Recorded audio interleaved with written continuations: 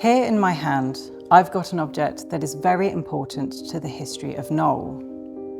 This is the handwritten manuscript of Virginia Woolf's novel, Orlando, published in 1928. The book tells the story of Orlando, a nobleman in the reign of Elizabeth I, who lives for 300 years and turns into a woman along the way. The novel is playful, irreverent, and very queer. Virginia Woolf took aim at the seriousness of the disciplines of history and biography, mixing fact and fiction, and bending time and gender.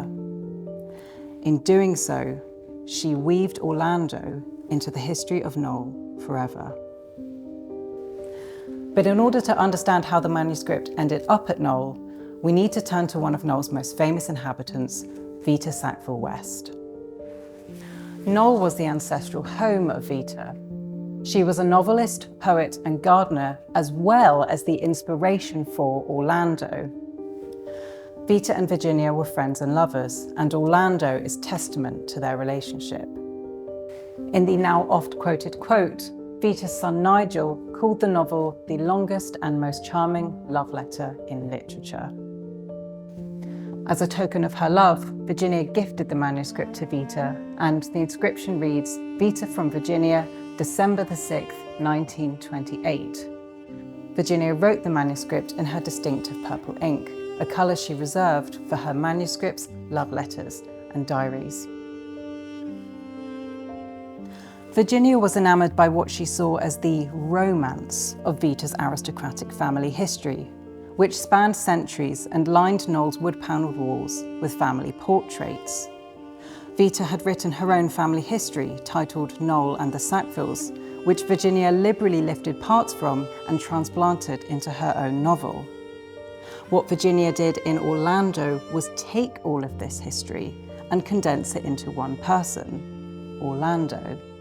After all, this is how Virginia saw Vita, writing, all those ancestors and centuries and silver and gold have bred a perfect body.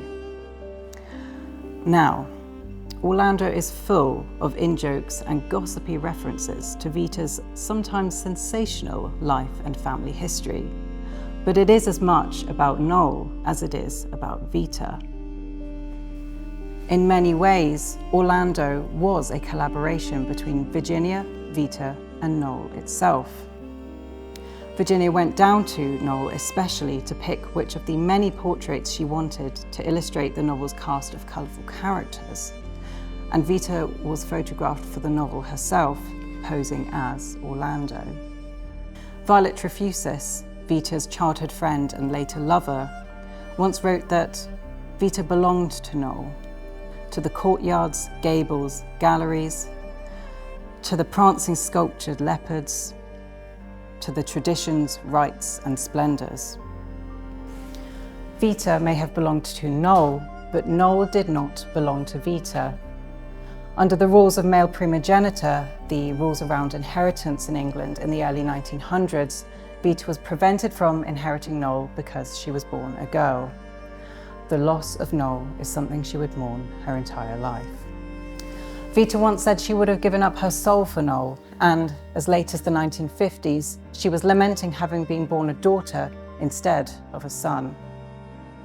Virginia saw just how much Vita's disinheritance hurt her and sought to put it right in the world of fiction through creative license.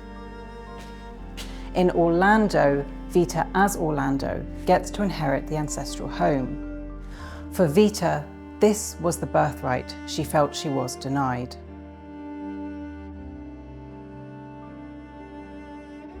Vita once said, "Knole is mine and I am Knole's, and that is that. I know every bit of stone in it and I love it, and I think and hope and believe that it loves me as I love it," a sort of mystical feeling. When Orlando was published, Vita's husband Harold wrote to her to say the novel will cement the bond between Knole and Vita and will perpetuate this identity into years when both you and I are dead. When Vita first read the novel, she wrote to Virginia to say that her descriptions of Knole had made her cry. She also wrote that she had a strange feeling that Knole knows about Orlando and is pleased. The manuscript became one of her most treasured possessions. When Vita died, her family bequeathed the manuscript of Orlando to Knole. If Vita is Orlando and Orlando is Vita, then it feels very symbolic that the manuscript is now in Knole's permanent collection. Finally, Vita as Orlando had come home.